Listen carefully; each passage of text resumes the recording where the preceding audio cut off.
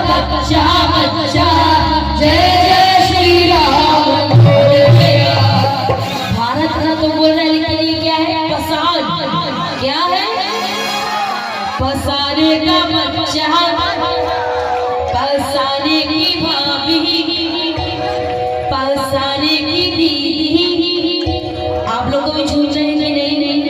झूठ रहे थे तो खड़े जाइए। क्या बात? और आप लोग को झूठ है नहीं, बस बैठी बैठी भाभी लोग, आप लोग को झूठ है। एक बार खड़े हो जाइए आप लोग भी।